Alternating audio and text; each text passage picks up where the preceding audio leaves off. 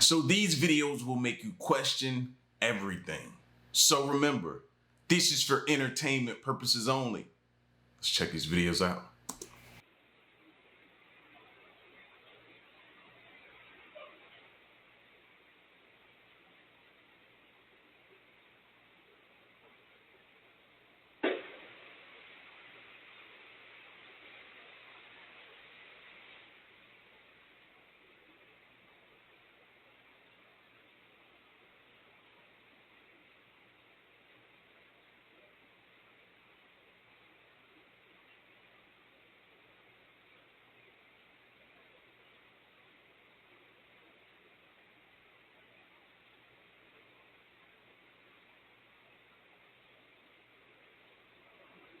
What the fuck?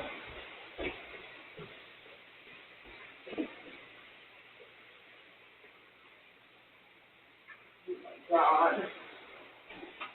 Oh.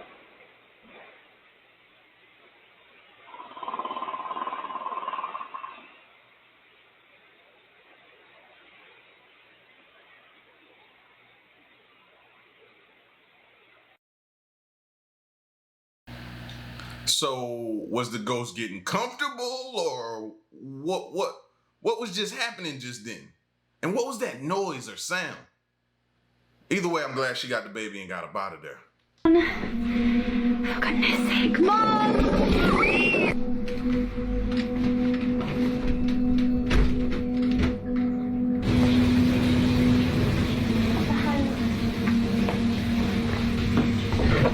What the hell? Oh. Everything's on, I don't understand. Hello? Hello? What the? Oh gosh. I don't understand. Everything's on.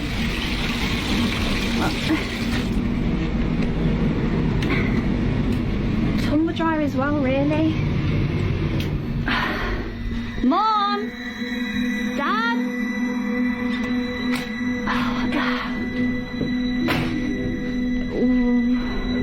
What the hell's going on? Christmas here, and Really? also from tonight in, I'm going to be speaking to Dawn Powell, and the drummer from Slade. About So the red one, maybe.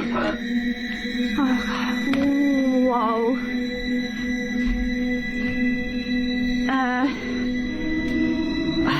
Mom, Dad.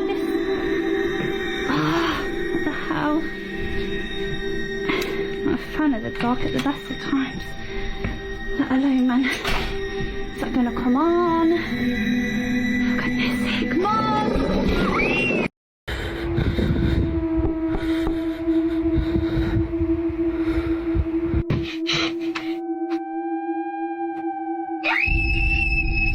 This lady couldn't believe what she captured standing behind her while taking a selfie. We've all been there. We take selfies on occasions. That's just what you do.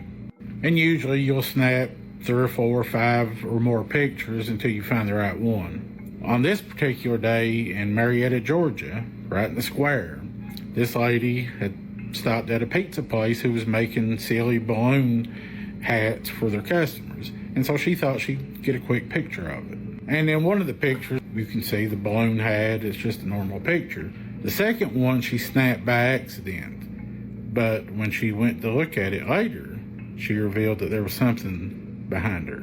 So here's the picture she meant to take. You can see she's just posing. She has the balloon hat going on. There's nothing out of the ordinary. Now take a look at this one. This is the one she took by accident.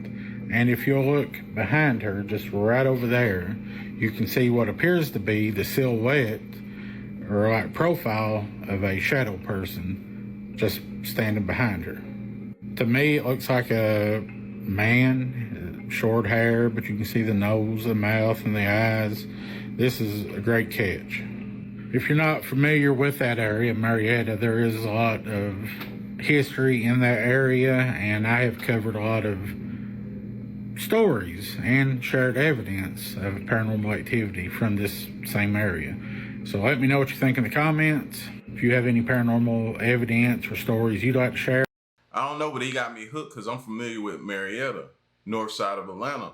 but I've never heard of any of these type of stories. So now you got me wanting to do some research into what type of paranormal history Marietta has. And I love Marietta. Hey, Dad, what's over there? Huh? What's over there? Where? It's right there. There is somebody over there. They ain't supposed to be in our woods.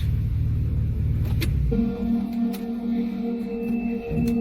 is that? I don't know. Do you see him? Yeah. He's walking. What is that? No.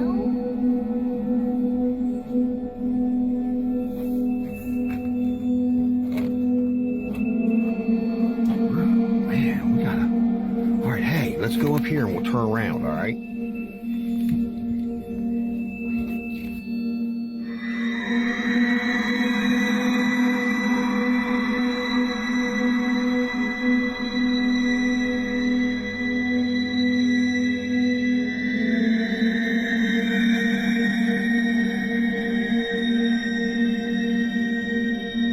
Oh my god, they caught one on camera.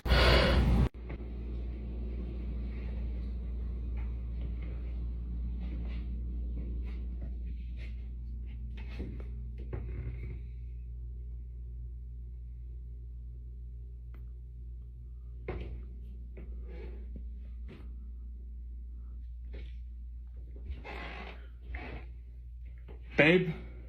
Yeah? What's up? Are you upstairs? Yeah? Why?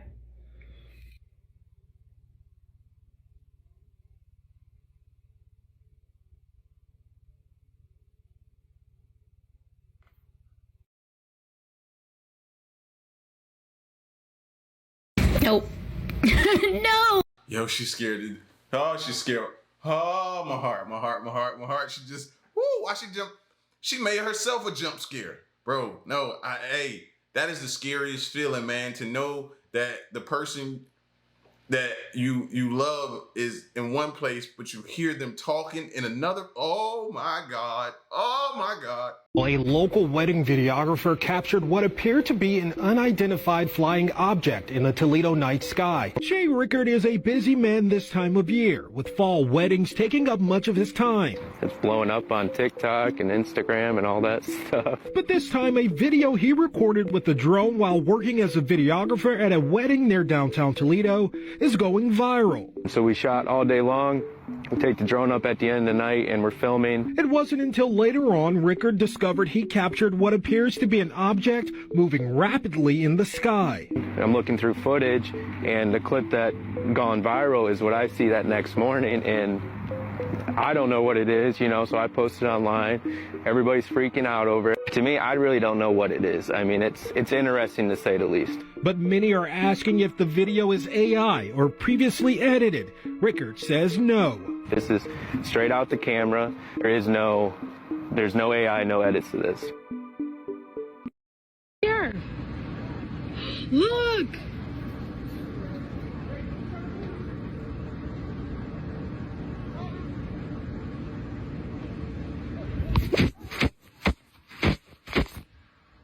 You need to get the boys.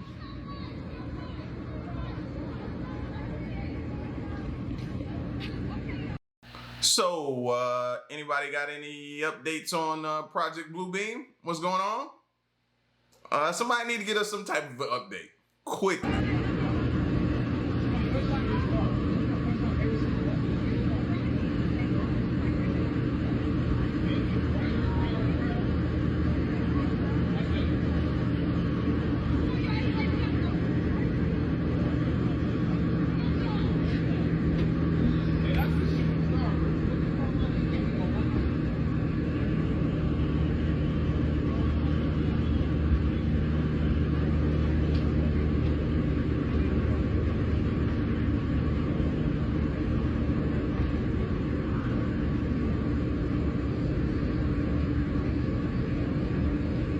Did the kids come out to look? Yeah, like how did that Did you see it though when it was over here? It looked so crazy. It looked like it's on fire. it is. Here. I don't think that's it. That sound comes from over there. That's the noise, isn't it?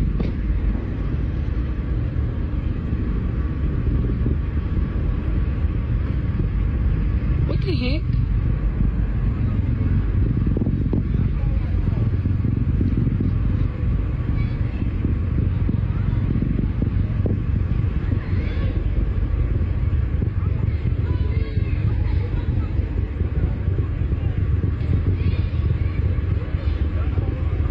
Look at it, boy.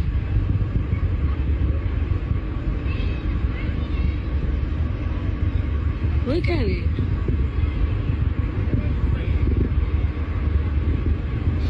Probably Elon.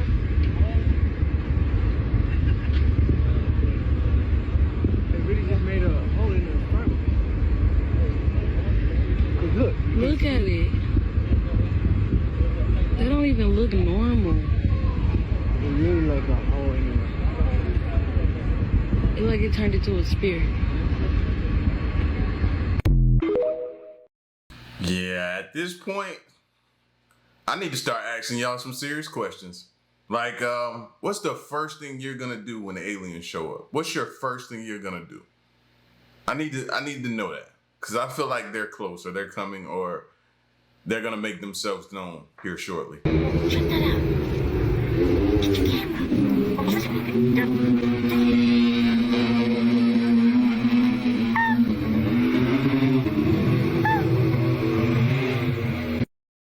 Real weird. Disappear, come back. Disappear, just move. Disappear. Huh. Oh, they're balloons. Oh, they're balloons? Yeah, I think.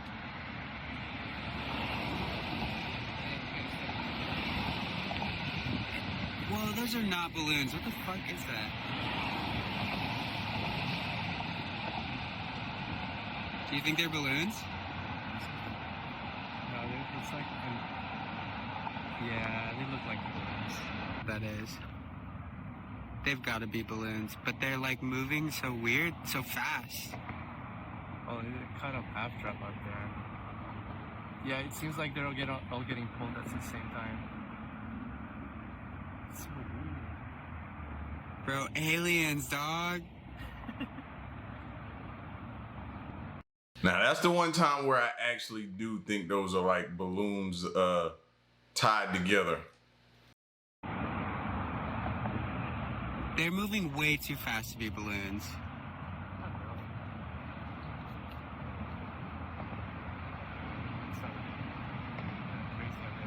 You know what? Shoot out.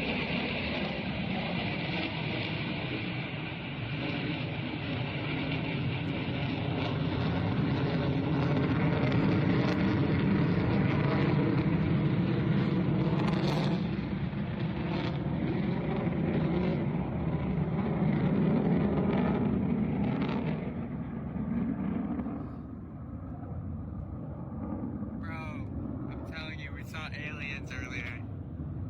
That's why there's fighter jets. Oh, they're balloons. This is the first flyover of the day. They actually turned off the sound, disappeared, and it came back. Watch this video. Now they're doing this for you.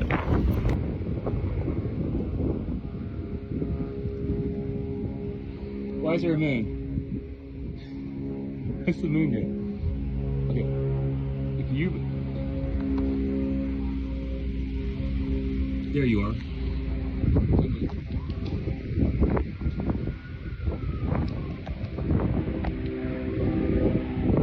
Where'd you go?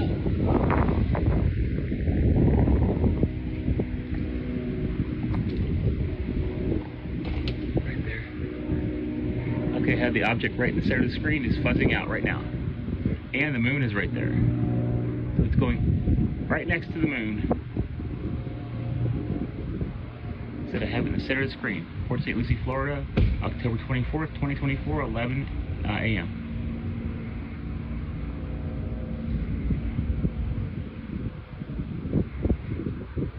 Listen to the sound, by the way. I don't even think it's corrected the aircraft. Oh, whoa, whoa, whoa. Holy shit. They're doing it right for you now. Look at this.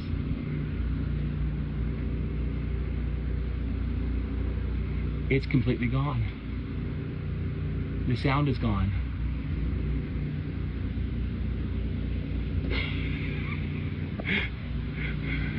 Bro, you need to come back. There you are. Oh, there you are. Gotcha. Got you. Okay, next issue. This. What up there? Somebody tell me I'm tripping. I wanted to say that's just a plane at first, and then it started doing something weird, and it kind of changed my mind a little bit. So y'all tell me what I'm tripping, if I'm tripping. Look at this.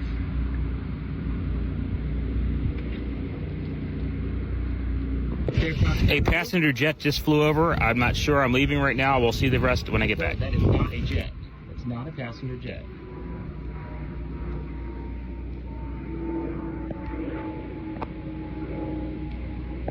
This is not a passenger jet. It just flew over. Trust me. Oh, there it goes.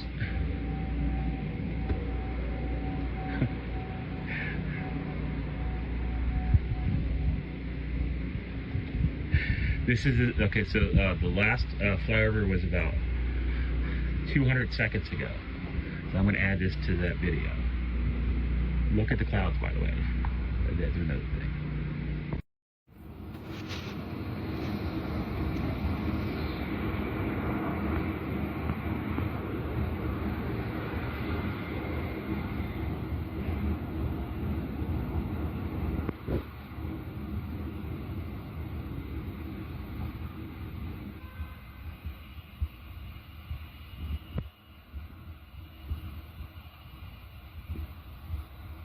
That's as good as I can zoom in. They're moving around. They're not airplanes. I'll tell you that much. This one was zigging and zagging.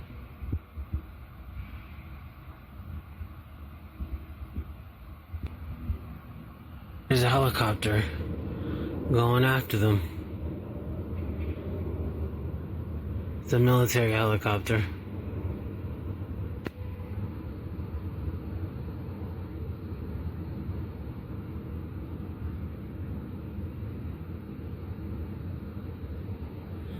And there's one way out there. It turned into a little dot. It's just hovering, moving around slowly. There's two of them actually. You can barely see it.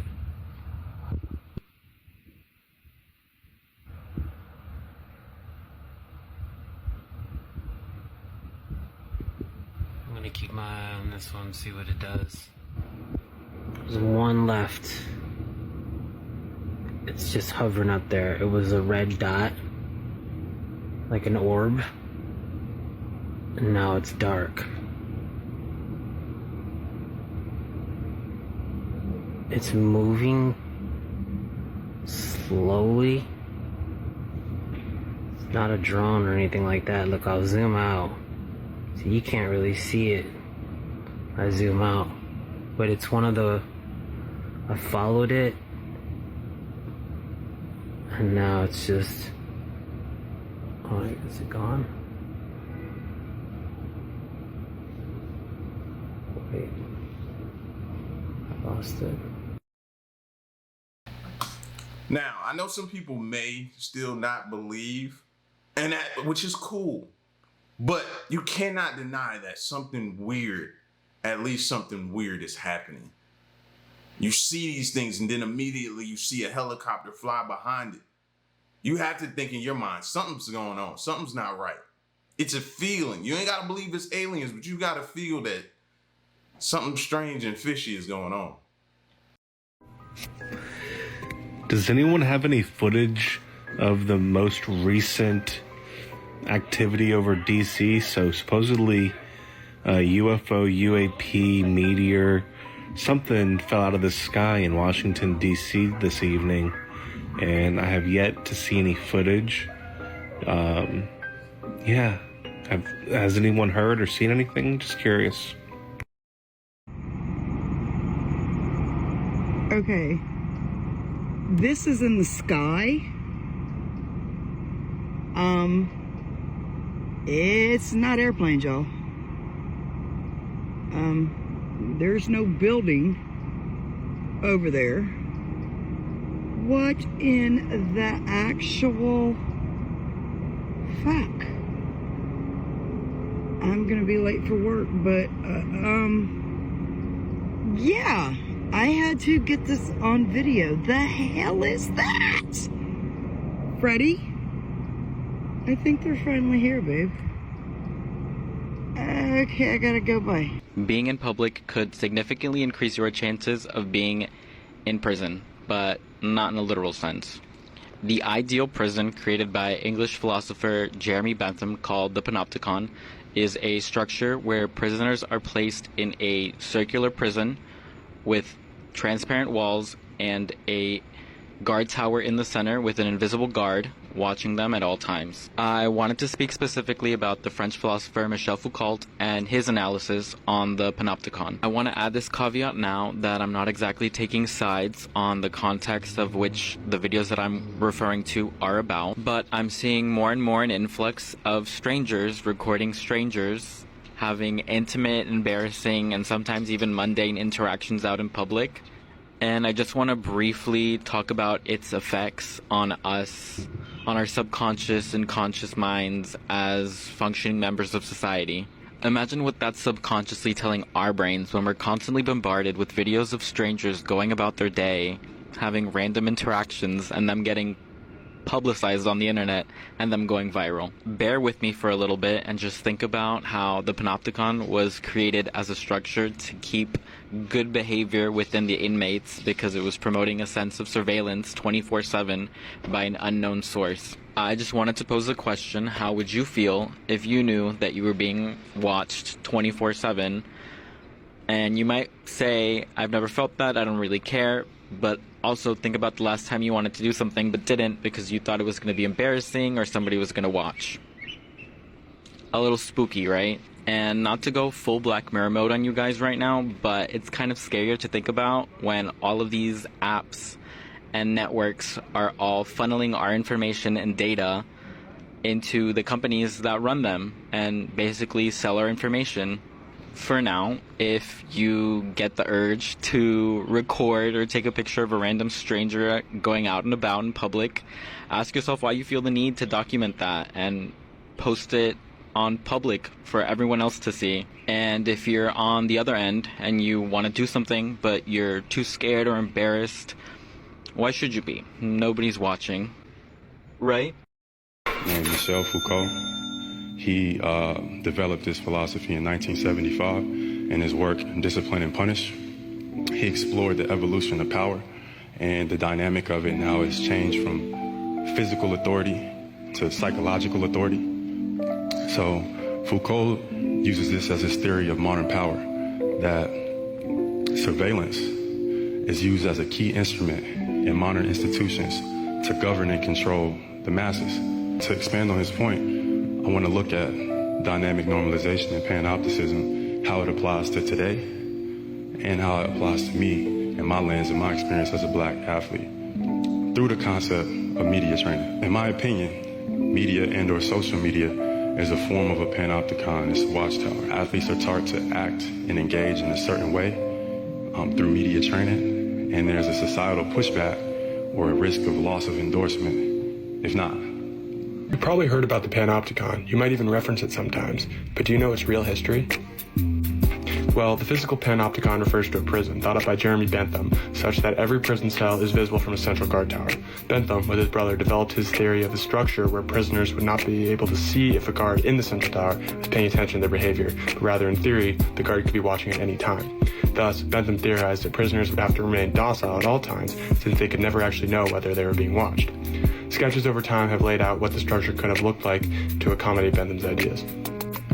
Bentham presented the panopticon as a humane way of punishment, in that no physical discipline was necessary to keep the prisoners in line. The fact that prisoners could be watched at any single moment would be enough to keep the entirety of them in check. Additionally, it would only take one guard in the tower, or possibly even 0, to control the prison.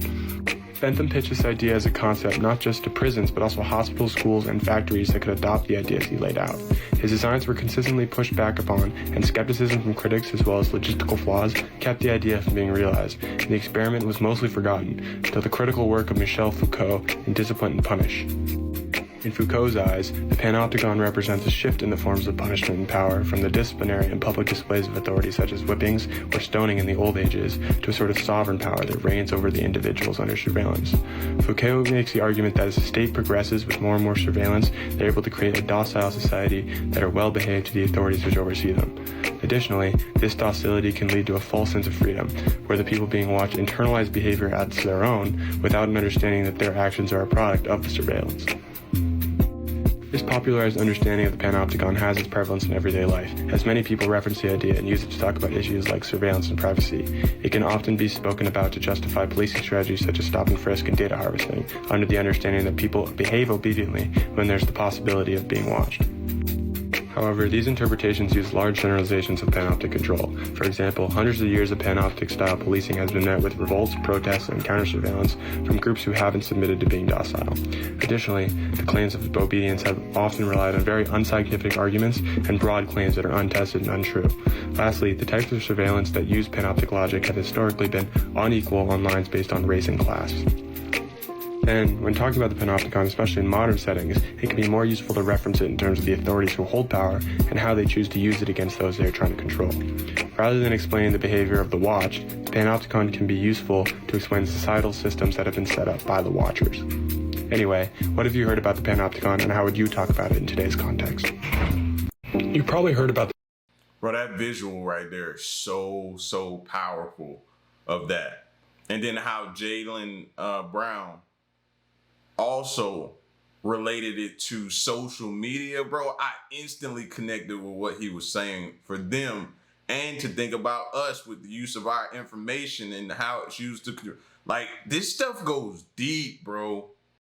But let me introduce to you a term called the panopticon, which is a kind of a circular prison. And this is a picture from Rhode Island, one of the states in the United States of America, back from the late 20s.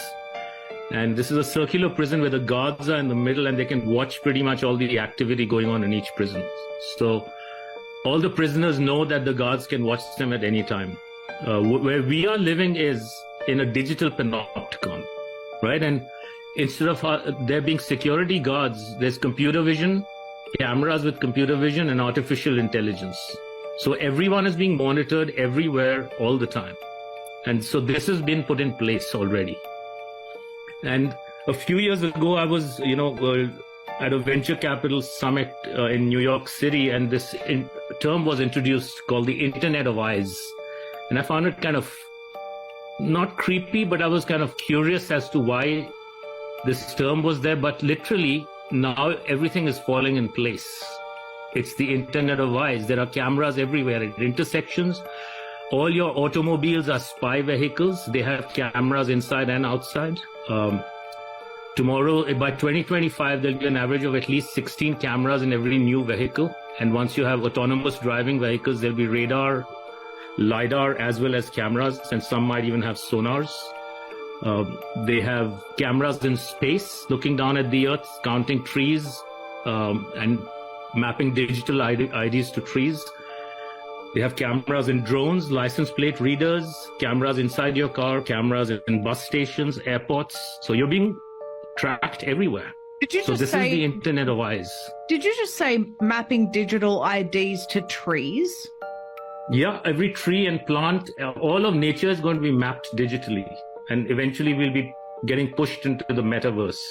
Well, digital IDs with trees are going to be, sorry?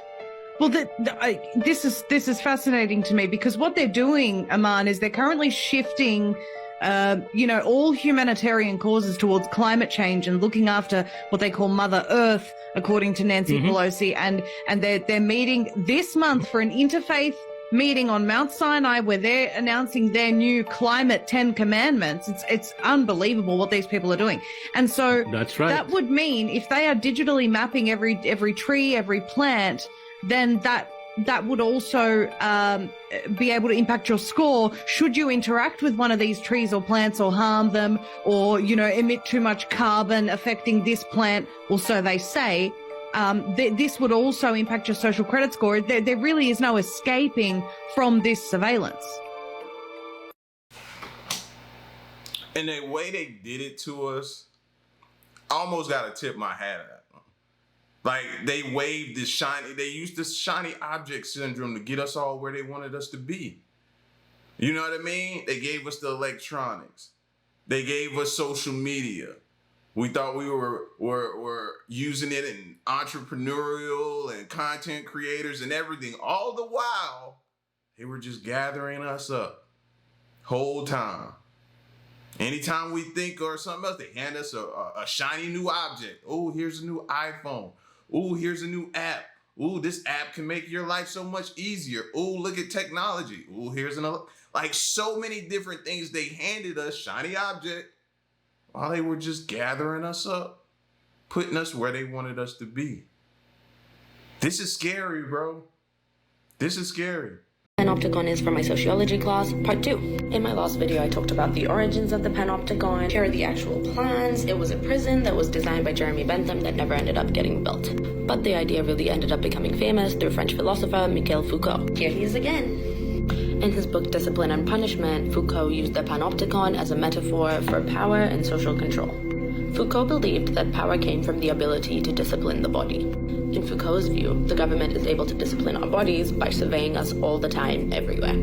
The government can see and hear anything and everything that we do, and they make us aware of that. And that awareness acts as a deterrent to stop us from breaking rules and laws.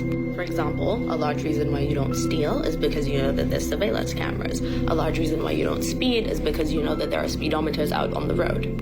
We never know whether or not we're being watched, so we prefer not to take the risk. To Foucault, Bentham's Panopticon was the perfect example of this. But, as we know, Bentham's Panopticon wasn't all that it was chalked up to be. Part of the reason that it was never built was because it had too many design flaws, and it relied way too heavy on very faulty technology.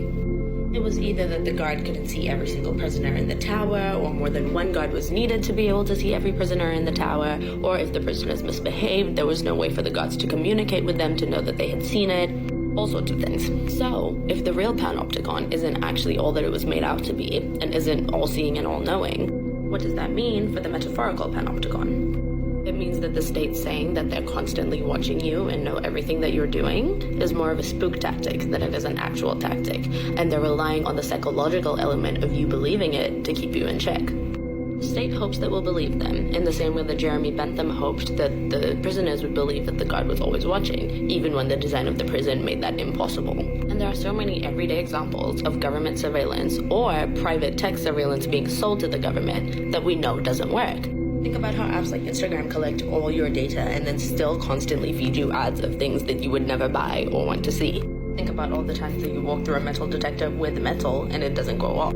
Think about all the blind spots that security cameras have, even the ones put in by the police. And despite all their surveillance and data, police routinely arrest and incarcerate the wrong people, which shows that they don't have that much of an idea of what they're doing. When you really look at the facts, surveillance isn't as scary or as all-encompassing as Bentham or Foucault make it out to be.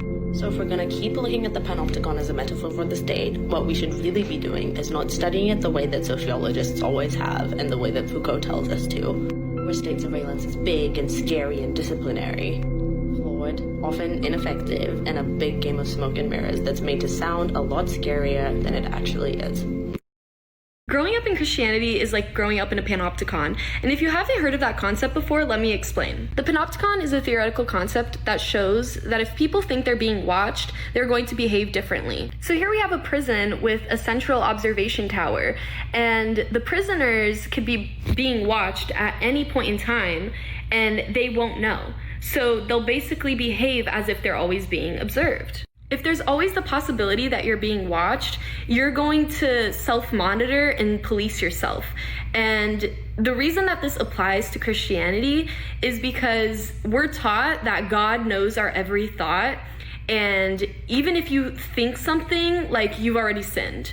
At least that's something I was told as a kid, and that made my anxiety a lot worse because I was having intrusive thoughts that I couldn't control, and then I thought that I was a bad person because I thought that my thoughts defined me.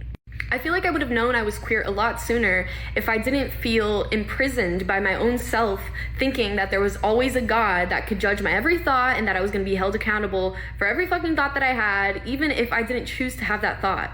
I think it can be very developmentally stunting to think that you're being watched at all times by this creator that has the right to judge you and maybe send you to hell for eternity.